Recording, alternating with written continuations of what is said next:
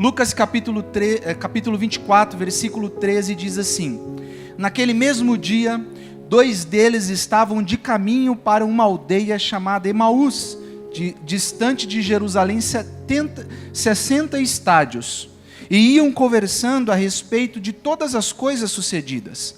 Aconteceu que, enquanto conversavam e discutiam, o próprio Jesus se aproximou e ia com eles. Os olhos, porém, estavam como que impedidos de o reconhecer.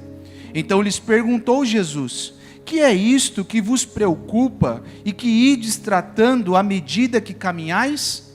E eles pararam entristecidos.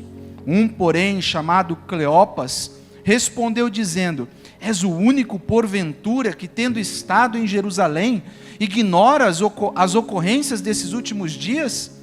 Ele lhes perguntou: quais? E explicaram o que aconteceu a Jesus, o Nazareno, que era varão profeta, poderoso em obras e palavras, diante de Deus e de todo o povo. E como os principais sacerdotes e nossas autoridades o entregaram para ser condenado à morte e o crucificaram. Ora, nós esperávamos que fosse ele quem havia de redimir a Israel. Mas depois de tudo isto, e já é este o 3º dia desde que tais coisas sucederam. É verdade também que algumas mulheres das que conosco estavam nos surpreenderam tendo ido de madrugada ao túmulo, e não achando o corpo de Jesus, voltaram dizendo terem tido uma visão de anjos, os quais afirmam que ele vive.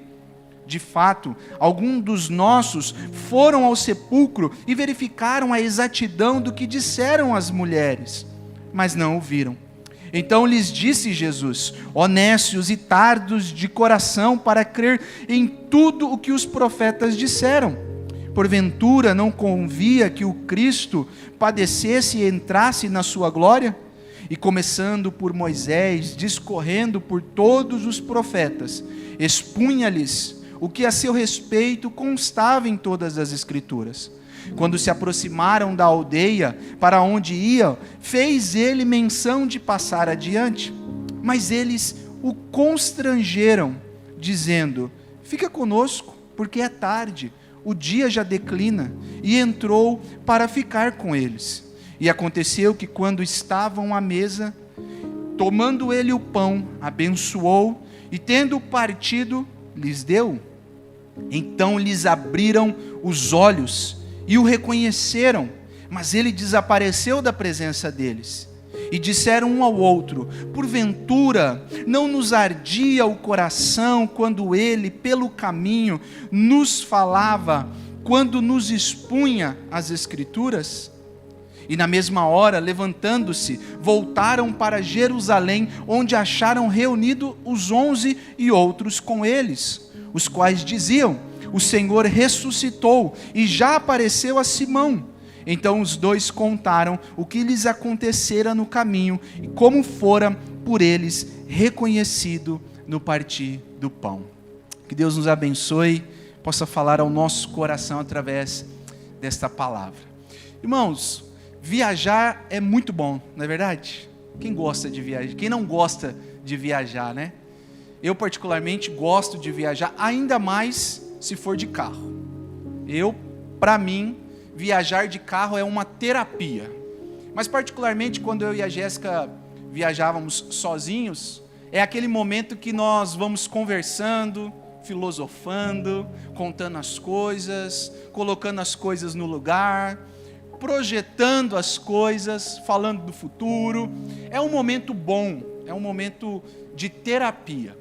Certamente esses homens, quando caminham para Emaús, vão também falando, conversando, como diz as Escrituras. Eles, no versículo 14, iam conversando a respeito de todas as coisas sucedidas.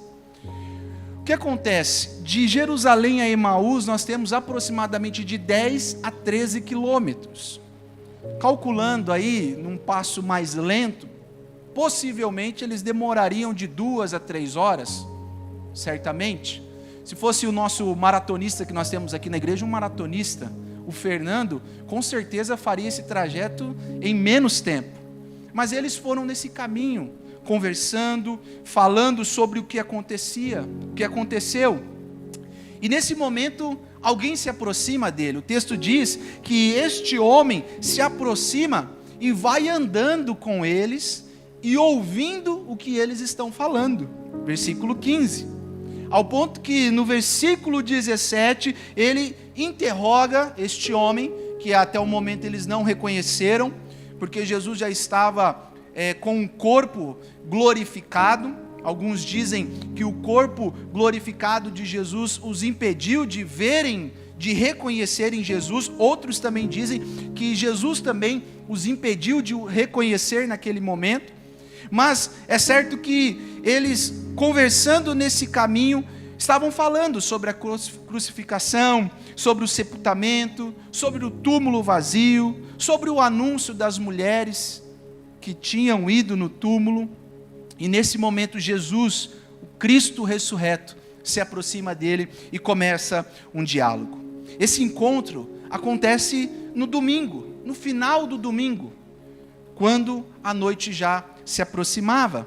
Jesus então percebe a preocupação e a tristeza deles e pergunta: o que está acontecendo? É interessante que esse discípulo que Lucas coloca o nome, Cleopas, fica intrigado por aquele homem não saber o que havia acontecido em Jerusalém. E ele diz: és o único, porventura, que tendo estado em Jerusalém, ignora as ocorrências desses últimos dias? Ou seja, de certo, meus irmãos, a crucificação de Jesus pode ter atraído muitas pessoas. As multidões seguiam Jesus, nós vemos isso. E a crucificação também pode ter atraído muitas pessoas, e foi o assunto do momento, foi o assunto do final de semana.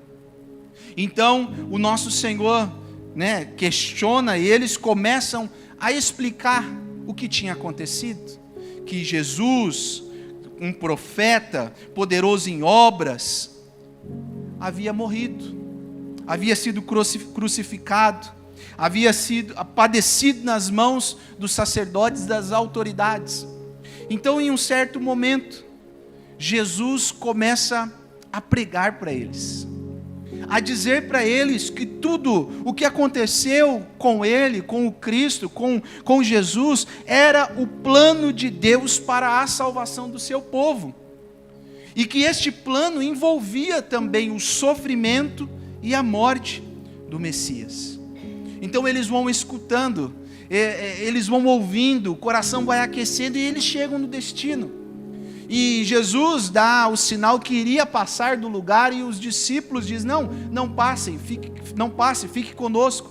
De certo, porque a noite era um momento de perigo, de você viajar à noite, ter alguma questão nesse sentido. Então Jesus fica com eles e entra para casa, senta-se à mesa. Interessante que parte o pão. Isso que chama atenção, porque normalmente quem parte o pão é o anfitrião da casa.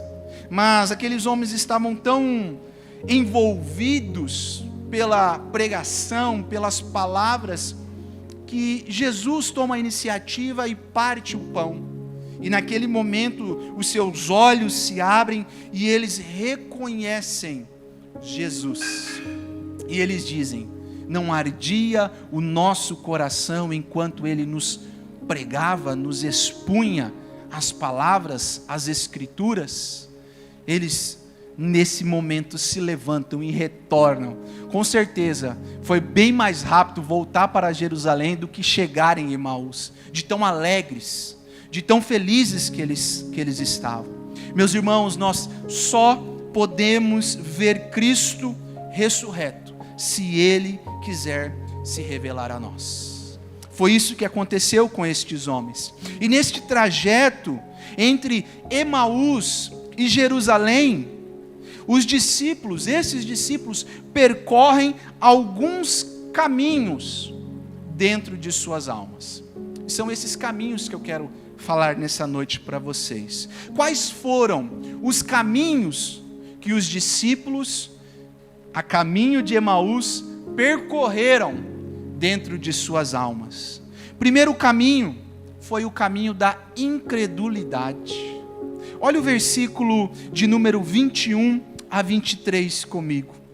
Diz assim: ora, nós esperávamos que fosse ele quem havia de redimir a Israel. Mas depois de tudo isto, é já este o terceiro dia desde que tais coisas sucederam. É verdade também que algumas mulheres, das que conosco estavam, nos surpreenderam, tendo ido de madrugada ao túmulo, e não achando o corpo de Jesus, voltaram dizendo terem tido uma visão de anjos, os quais afirmaram que ele vive. O primeiro caminho que esses homens percorrem nesse trajeto é o caminho da incredulidade, da falta de fé. Eles esperavam um Messias, mas um Messias diferente daquele que viera. Eles acreditavam que o Messias viria para redimir a Israel no sentido político, no sentido social, no sentido econômico, e transformar Israel em uma grande potência que fora no passado.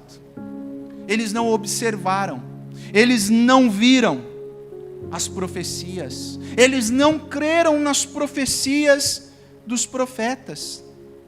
Incredulidade, meus irmãos, é a falta de fé. Mesmo com o relato das mulheres, estes homens não creram, não tiveram fé, mantiveram o coração incrédulo. No versículo 9, parte B, e no versículo 11 diz assim: a todos os mais que estavam com eles, né? No caso o versículo 9 diz: e voltando do túmulo, quem? As mulheres, anunciaram todas estas coisas, ou seja, que os anjos apareceram a elas e disseram que Jesus vive, e a todos os que eles estavam. Ou seja, estes homens estavam junto com os 11, eles estavam nesse meio. E no versículo 11 diz: tais palavras lhes pareciam como um delírio, e não acreditaram nelas. Eles não creram nas mulheres, eles não creram nas suas palavras. Mais do que isso, estes homens não se atentaram para as palavras do próprio Jesus sobre a sua morte. Jesus, no seu ministério, quando vai se aproximando do final do seu ministério, ele começa a anunciar aos seus discípulos e aqueles que estavam com ele, que ele iria sofrer e padecer. Mateus capítulo 20, versos 17 a 19 diz: Jesus disse que seria entregue aos gentios. Ou seja, Jesus diz que ele seria entregue, que zombariam dele, que cuspiriam dele, que bateriam nele. Ele seria morto, mas ao terceiro dia ressuscitaria. Eles não se atentaram nem às palavras do mestre. Eles caminharam com o mestre, eles viram os milagres, eles viram as curas, as multiplicações dos pães, os corações destes homens. Mesmo assim, não creram que Jesus ressuscitaria. Eles foram incrédulos. O primeiro caminho que eles percorrem é o caminho da ingratidão, da falta de fé, de crer realmente na palavra de Deus. Ora, nós esperávamos que fosse ele quem havia de redimir Israel. Jesus havia dito que ele iria padecer, mas que ao terceiro dia ele ressuscitaria. A incredulidade é algo que deixa Jesus bravo. Jesus, quando os seus discípulos não conseguem expulsar um demônio, né? uma pessoa que estava possessa, Jesus diz: ó geração incrédula e perversa, até quando estarei convosco? Eles não conseguem expulsar por conta da incredulidade. Jesus diz: vocês são perversos, vocês são incrédulos. Mais do que isso, meus irmãos, Deus também fica irado com a incredulidade dos nossos corações. Hebreus, capítulo de número 3, a partir do verso 7, diz assim: Assim, pois, como diz o Espírito Santo, hoje, se ouvirdes a sua voz, não endureçais o vosso coração, como foi na provação do dia da tentação no deserto, onde os vossos pais me tentaram, pondo-me à prova, e viram as minhas obras por 40 anos. Por isso me indignei contra esta geração e disse: estes sempre erram no coração, eles também não conhecem os meus caminhos. Assim jurei na minha ira: não entrarão no meu descanso. Tende cuidado, irmãos, jamais aconteça de haver em qualquer um de vós coração perverso de incredulidade que vos afaste do Deus vivo. A geração que passou no deserto é a prova mais real que nós temos, que um coração incrédulo deixa Deus irado. Aquele povo havia visto os milagres de Deus no Egito, a operação da maravilha de Deus para os tirar do Egito, todas aquelas pragas que sobrevieram sobre o Egito, o cuidado de Deus para com eles. Mais do que isso, eles viram o mar se abrir, eles passaram com os pés enxutos, nem lama, nem barro tinha nos seus pés. Mais do que isso, no deserto, Deus os alimentou. À noite a coluna de fogo estava do lado, de dia a nuvem os cobria. Mesmo assim, eles foram incrédulos para com Deus. Eles duvidaram de Deus, eles duvidaram daquilo que Deus podia fazer. Incredulidade. Estes homens percorrem o primeiro caminho, que é o caminho da incredulidade. Duvidaram daquilo que Jesus e os profetas disseram.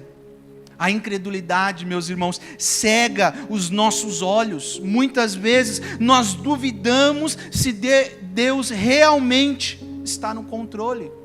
Você já se pegou dizendo: será? Não sei não, hein? Eu creio que Deus está no controle, mas eu acho que eu posso dar uma ajudinha. Isso é incredulidade. Isso é duvidar da soberania de Deus. Isso é falta de fé. E a falta de fé desagrada a Deus. A Bíblia diz que sem fé é impossível agradar a Deus. Quantos de nós, meus irmãos, muitas vezes somos pegos com o nosso coração incrédulo, mesmo sendo crentes, mesmo orando, mesmo lendo a Bíblia, muitas vezes o nosso coração é incrédulo para aquilo que Deus pode fazer nas nossas vidas. E a incredulidade é pecado, meus irmãos. A incredulidade ofende a Deus. Seu coração tem duvidado do controle de Deus? Seu coração tem questionado a vontade de Deus para a sua vida?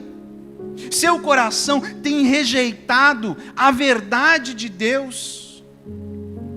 Meu irmão, minha irmã, nessa noite que nós possamos orar para que Deus converta o nosso coração pecaminoso, que nós possamos clamar, suplicar, implorar, para que o Santo Espírito de Deus arranque o coração de pedra, que questiona a vontade de Deus, que questiona a soberania de Deus, e coloque um coração de carne, para que nós possamos descansar na vontade de Deus.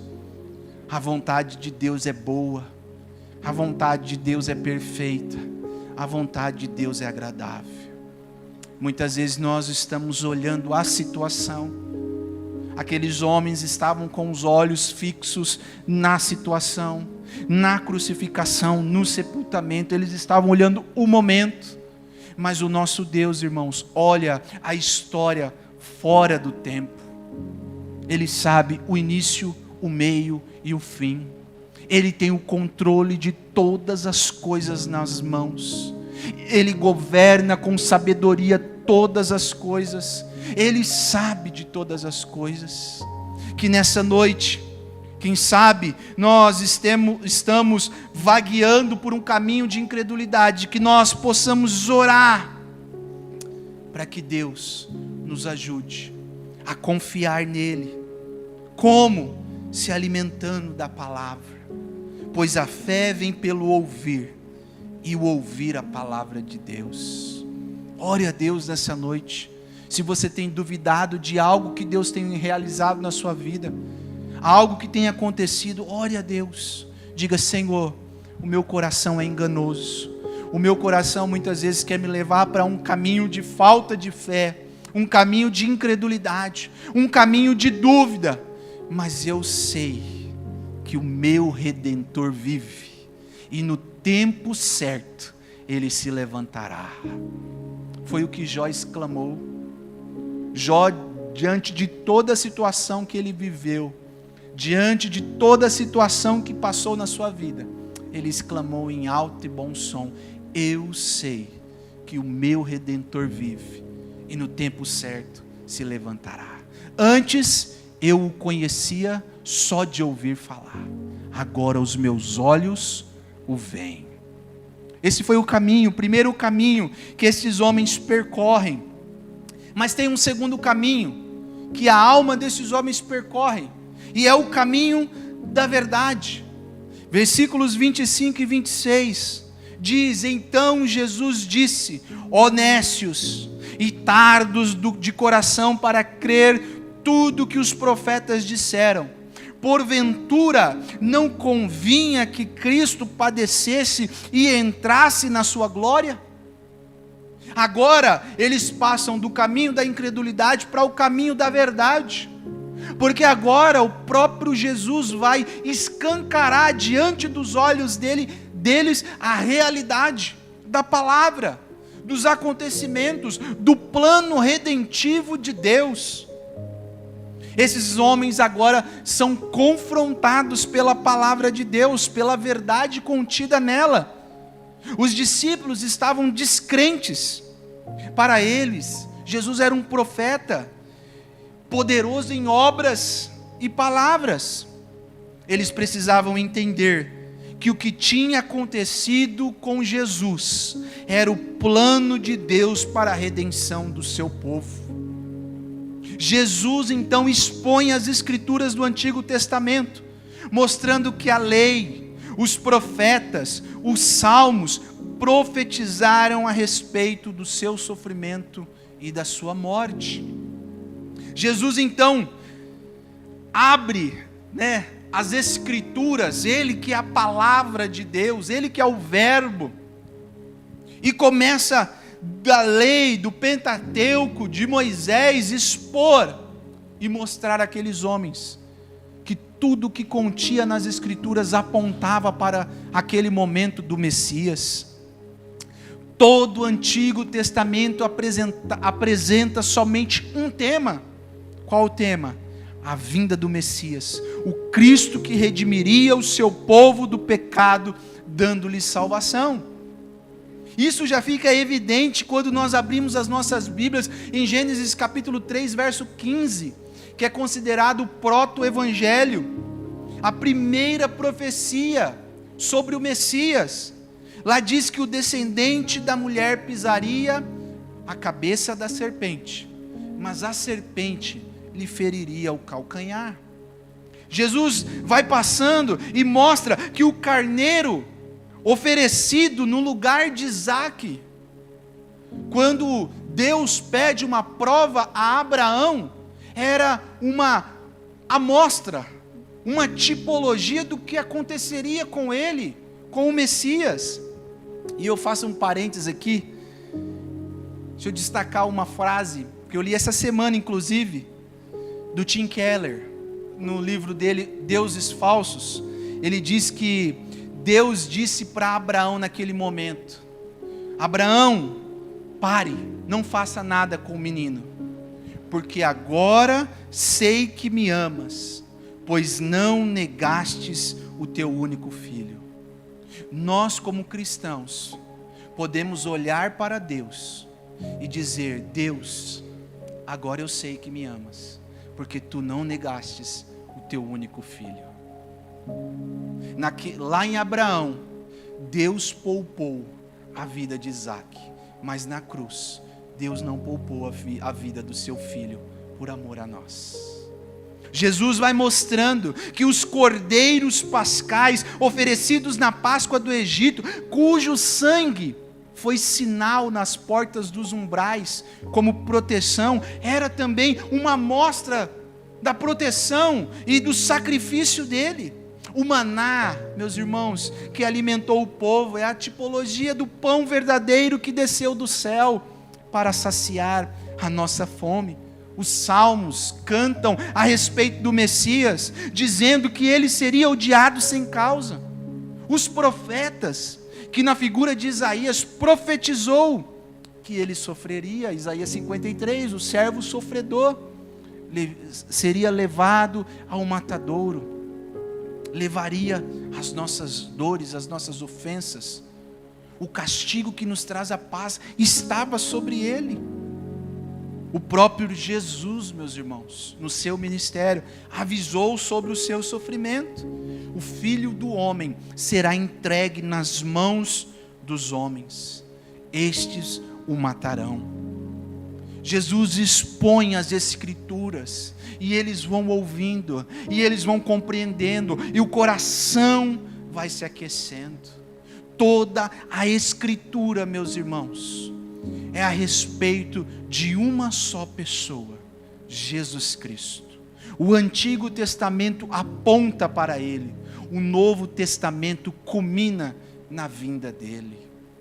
Lutero dizia que as Escrituras são os panos nos quais Cristo está envolto. Jesus precisou morrer, pois Ele deveria expiar os nossos pecados. Nós não conseguiríamos, nenhum animal sacrificado conseguiria expiar de forma satisfatória os nossos pecados. Ele sofreu o castigo que era nosso. Ele é o substituto perfeito, cumpriu eficazmente a justiça de Deus. Ele sofreu por nós.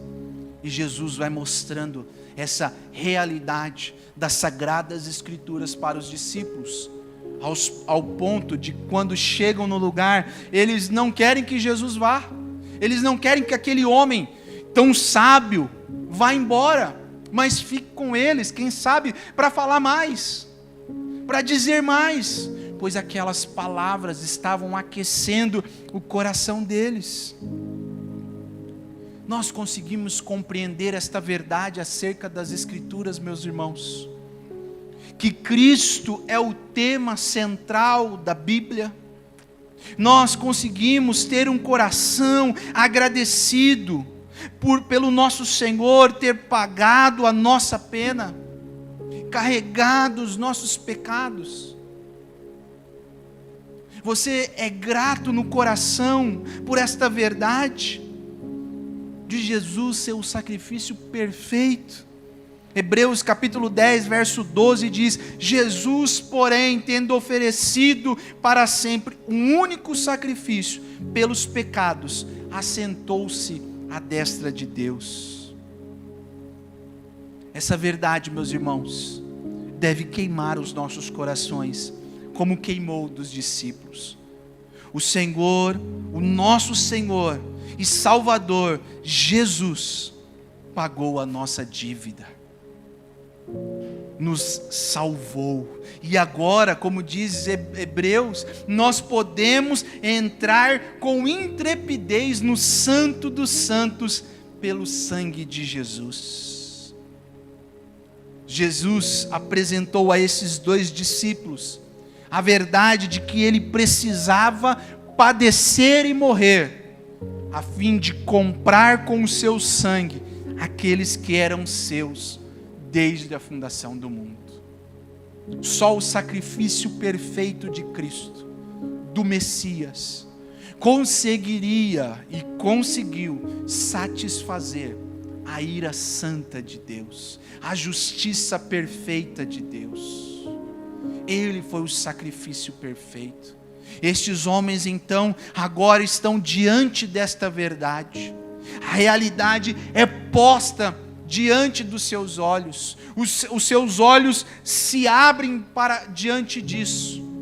Diante desses acontecimentos, eles compreendem as palavras, as Escrituras, tudo que as Escrituras falavam e falam é a respeito de Cristo, é a respeito de Jesus.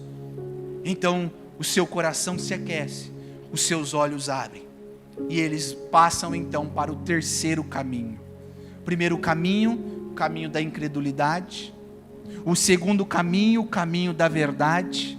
E o terceiro caminho, o caminho do reconhecimento. Versículo 30 a 32 diz: E aconteceu que, estando à mesa, tomando ele o pão, abençoou, tendo partido lhes deu. Então lhes abriram os olhos e reconheceram, mas ele desapareceu da presença deles. E disseram um ao outro: Porventura, não nos ardia o coração quando ele pelo caminho nos falava, quando nos expunha as Escrituras? Eles não estavam preocupados que Jesus acabou de desaparecer. Eles não ficaram assustados, mas eles ficaram mais impressionados com a palavra de Deus, que confrontou, que aqueceu o coração deles. É interessante, como eu disse no começo, que algo incomum acontece aqui. Aquele que era o convidado da casa acaba partindo o pão, que era a responsabilidade do anfitrião, servir a refeição. Porém, fazendo uma conjectura aqui, aqueles homens poderiam estar tão fascinados com as palavras, que eles até mesmo esqueceram da refeição. Então Jesus toma o pão, abençoa, parte e o serve. E nesse momento os olhos abrem para compreender tudo que eles haviam ouvido e para ver o Mestre diante deles. Como é possível que ao partir do pão, de repente o reconheceram? Teriam visto as marcas, os cravos em suas mãos? Teria sido a maneira de quebrar ou de partir o pão e de servir que abriram os olhos? Seja qual for a resposta para isso, meus irmãos, o coração daqueles homens estava incendiado. Suas esperanças foram reavivadas com as palavras que o Mestre lhes falou. Eles foram impactados. Eles agora estão diante de um caminho de reconhecimento. Eles reconhecem Cristo. Eles saem do caminho da desilusão para o caminho de esperança. Eles veem o Mestre. A alegria invade o coração daqueles homens. Eles recebem o privilégio de ouvir do próprio Senhor Jesus o ensinamento das Escrituras como nunca antes haviam compreendido. Esses dois homens estavam tão cheios de alegria que precisavam compartilhá-la com os outros discípulos que ficaram em Jerusalém. Tinham já caminhado de 10 a 13 quilômetros. Então, o que seriam 10 a 13 quilômetros a mais? À noite. Antes eles convidam aquele homem, que até então eles não sabiam, para entrar por conta do perigo de caminhar à noite. Mas agora eles não estão nem preocupados com isso. A esperança reaviva o coração daqueles homens. A alegria os toma de tamanha forma, eles compreendem tudo que as Escrituras falavam sobre o Mestre, e eles voltam correndo para anunciar. Era escuro e perigoso? Tudo isso não tinha sentido agora. Essa notícia era tão eletrizante e consoladora que os demais discípulos tinham que tomar conhecimento dela, não amanhã, mas naquela mesma noite. E eles voltam. Quando a verdade das Escrituras fica clara, o nosso coração é incendiado para o testemunho, para testemunharmos com alegria aquilo que a palavra de Deus fala ao nosso coração. Esses homens agora são dominados por uma viva esperança. O Senhor está realmente vivo. Eles voltam correndo, alegres. Vimos o Senhor. Estes homens que estavam indo a Emaús tristes, preocupados, estes homens que estavam desiludidos, voltam agora para Jerusalém, alegres, vibrantes, cheios do Espírito, para anunciar aquilo que eles viam. William Hendricks, um comentarista que nós costumamos consultar, ele comentando esse texto, ele diz algo muito interessante, e eu queria destacar aqui. A ressurreição de Jesus Cristo dentre os mortos é a fonte de uma esperança viva. Ouçam a mensagem de transbordante alegria, de louvor e de ação de graças. Ouçam dos lábios de alguém que experimentou a mais profunda escuridão e desespero de quebrantamento. Pedro diz: bendito seja o Deus e Pai de nosso Senhor Jesus Cristo, conforme a grande misericórdia, Ele nos regenerou para uma esperança viva, por meio da ressurreição de Jesus Cristo dentre os mortos. Essa é a nossa maior esperança, meus irmãos, a ressurreição de Cristo Jesus. Você crê na ressurreição corporal de Jesus Cristo? Interessante que essa semana, incrível, eu vi uma pessoa na internet que se diz pastor, dizendo que a ressurreição de Cristo, afirmando que a ressurreição de Cristo não aconteceu corporalmente. Irmãos, o próprio apóstolo Paulo responde essa questão, esta insanidade, da seguinte forma: se Cristo não ressuscitou, é vã a nossa pregação e vã a nossa fé. 1 Coríntios capítulo 15, verso 14. A ressurreição é a base da nossa esperança, meus irmãos, porque Cristo ressuscitou, um dia nós ressuscitaremos também.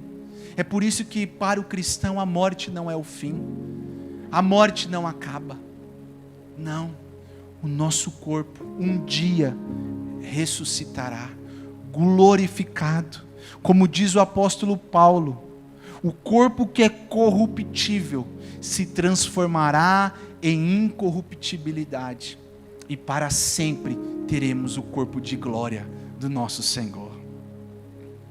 Essa é a nossa esperança, meus irmãos, que a ressurreição de nosso Senhor é a causa da nossa fé, é o alicerce da nossa fé.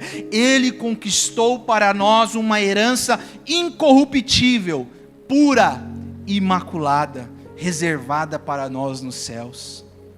Ainda, meus irmãos, que passemos pelas agruras dessa vida, como dores, sofrimentos, doenças, perseguições. Meus irmãos, deixa eu dizer uma coisa para vocês: nada, absolutamente nada destas coisas se compara com a glória que está reservada aos filhos de Deus. Absolutamente. Você pode sofrer nessa terra, você pode padecer nessa terra, mas isso não se compara com a glória que o Senhor reservou para você, para todos aqueles que são chamados filhos de Deus. Naquele grande dia, como será maravilhoso ouvirmos da boca do nosso Senhor: servo bom e fiel, entra para o reino do teu Pai.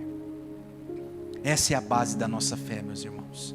O caminho do reconhecimento. Reconhecer que Cristo é o Senhor único e Salvador das nossas vidas. Que Ele ressuscitou dentre os mortos como primogênito, para que um dia, quando Ele voltar para nos buscar, os nossos corpos também, aqueles que estiverem mortos, mas com as suas almas com Cristo, se juntarão nos seus corpos, pois os seus corpos, como diz Paulo, aqueles que estiverem mortos, ressuscitarão primeiros. Ou seja, voltando alma e corpo novamente, com o corpo glorificado. Nós, os que estivermos vivos, seremos arrebatados. E para sempre estaremos com o Senhor. Amém, meus irmãos? Que Deus nos abençoe nessa nossa caminhada cristã. Estes homens saíram de um caminho de incredulidade, de um caminho de falta de fé, de um caminho de desilusão, passando pela verdade, a realidade das Escrituras, e chegando em um caminho de esperança, vendo com os olhos que Cristo ressuscitou. Que essa nossa caminhada possa ser assim também. Possamos orar para que Deus arranque de nós toda a incredulidade.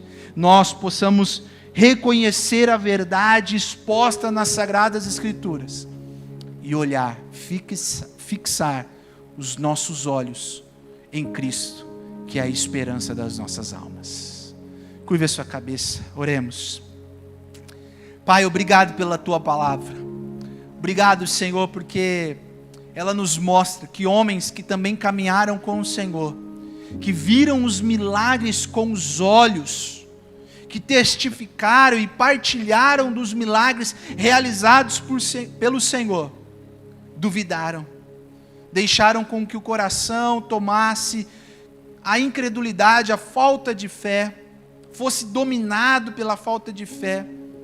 Mas o Senhor também, aparecendo a estes homens, caminhando com esses homens, expôs as Sagradas Escrituras, a Tua palavra, que é a regra única de fé para nós, que é o nosso alimento diário. Estes homens então compreenderam e reconheceram o Senhor, reconheceram o Messias, o Salvador. O coração foi aquecido, a alegria voltou a eles, eles foram reanimados com uma esperança viva que este mundo não pode roubar. Ah, Senhor, que assim possa ser conosco também, que a nossa esperança possa estar pautada somente em Ti, somente no Senhor, que os nossos olhos possam estar fixados em Ti, pois Tu és a nossa esperança, o caminho, a verdade e a vida. Que o nosso coração, Senhor, independente das situações que nós vivamos, independente da situação que, quem sabe, meu irmão e minha irmã tem enfrentado, de lutas, perseguições, doenças, independente dessas coisas, o nosso coração, a nossa vida, nós possamos crer que o Senhor está no controle de todas as coisas e que o nosso Redentor se levantará no tempo certo. Obrigado pela Tua palavra, obrigado pelas nossas vidas. Nós Te agradecemos e Te louvamos, no nome de Jesus. Amém.